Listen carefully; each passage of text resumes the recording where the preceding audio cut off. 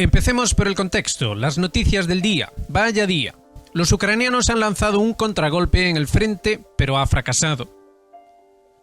Las tropas rusas han alcanzado el centro de Novomikhailovka. Es decir, la ofensiva, de la que hablamos aquí hace tiempo, está funcionando. Los rusos han lanzado su ofensiva y la OTAN ha lanzado también su ataque.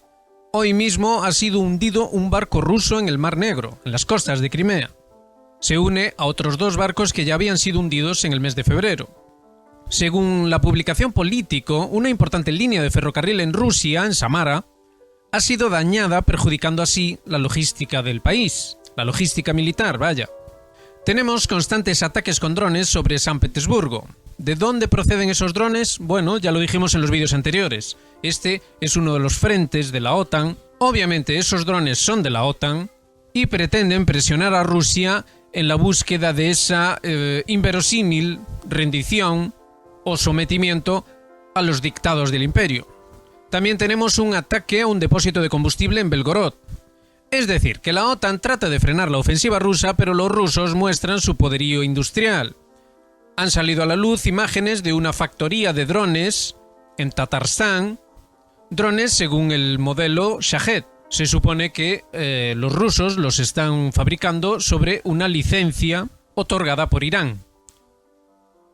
Por otro lado, tenemos una división clara entre los gobernantes alemanes. Baerbock pide Taurus para Ucrania, mientras Scholz sigue insistiendo en que se niega a ello. Más todavía, continúan los pasos hacia el cataclismo y Bruselas sigue con los procesos de confiscación de los fondos rusos. Por otro lado, vuelve el fantasma de la quiebra bancaria y de una nueva burbuja, otra vez. Por si no fuera suficiente con Transnistria, ahora tenemos que Gagauzia también pide ayuda a Rusia y pide ser integrada en la Federación Rusa. La descomposición de la OTAN y de la Unión Europea es ya un hecho. Pero la guinda del pastel hoy, y quizá aún surjan más noticias, la puso Victoria Nuland. Ha decidido dimitir. Aunque seguramente pase desapercibida, es la noticia del día con diferencia. La Nuland es la cabeza visible de la política estadounidense, de la política imperial y de la guerra contra Rusia.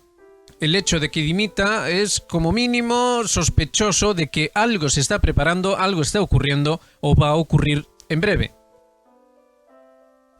Y pasamos ahora a una videorespuesta a un nuevo gallinero que hemos visto en la televisión, bueno, lo hemos visto a través de YouTube, en el que un señor llamado Zendoya hace un repaso de todos los prejuicios, todos los falsos argumentos, etcétera, etcétera, para nada más y nada menos que ir a la guerra con Rusia. Se refiere a España.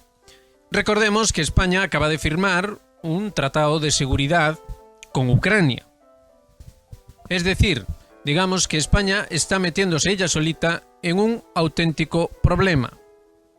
Entonces este señor dice que hay que ir a la guerra con Rusia, puesto que en Rusia proceden a la detención de las madres de los movilizados.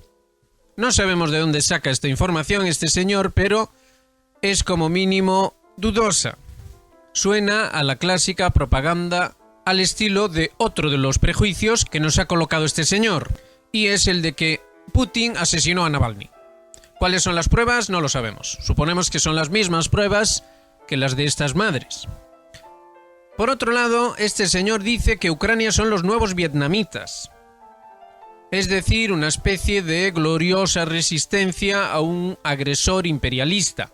Es cuando menos extraño porque fue precisamente Estados Unidos quien llevó a cabo esa agresión imperialista sobre Vietnam.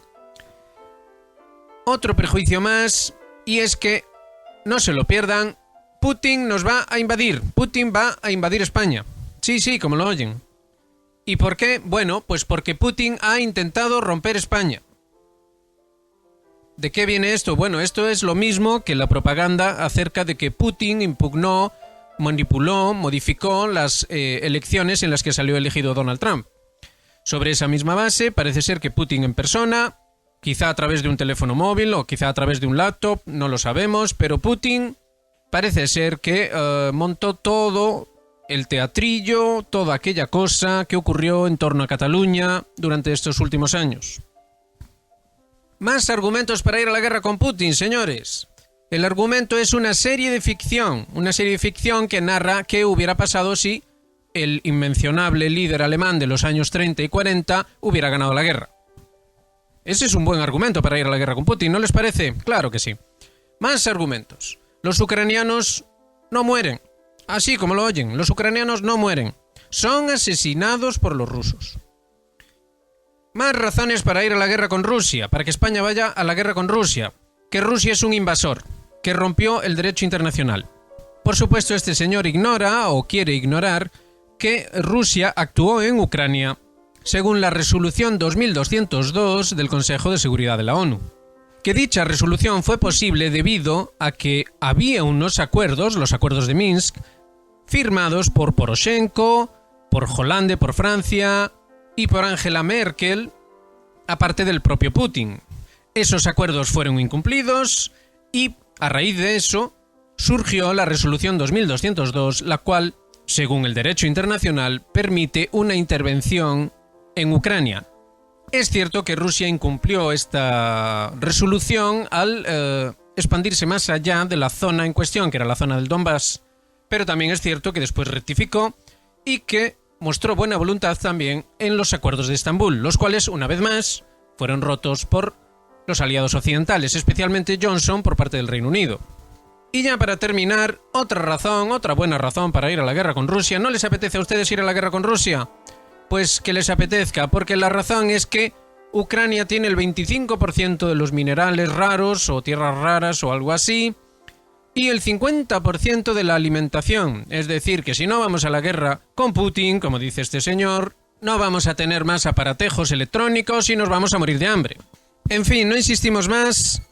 Nos pareció que era una buena idea exponer cuál es el nivel de razonamiento, el nivel de autoridad intelectual en España en lo que concierne a lo que se presenta como nada más y nada menos que la Tercera Guerra Mundial.